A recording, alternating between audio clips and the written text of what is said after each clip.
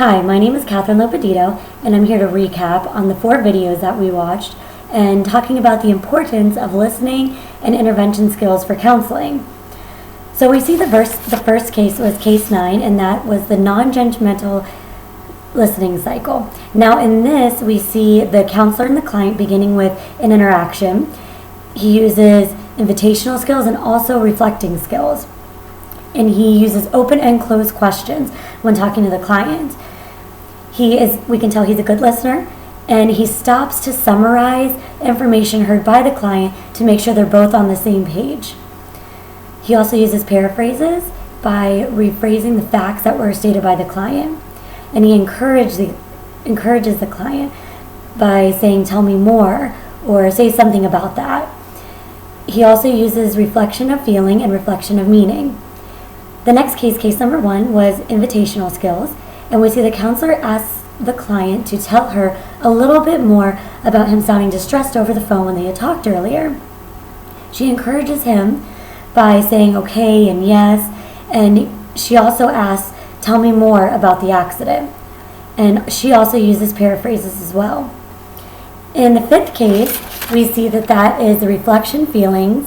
And this is the basic uses for counseling skills. And that's identifying the client's emotions.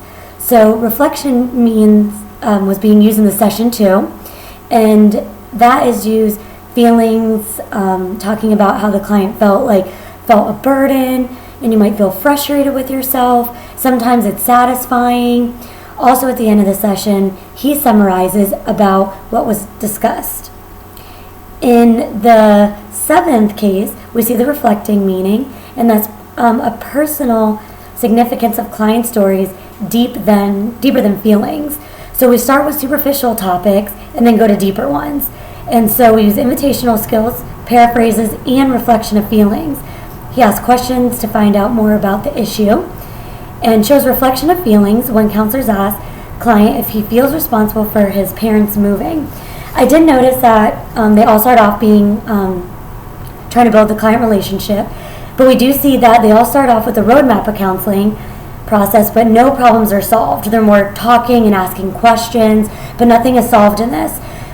I guess when I would think of a counseling session, I would think that at first it would start off like this, and then maybe towards the end come up with a process or a plan. So I think that the skills that were used are appropriate for all the clients.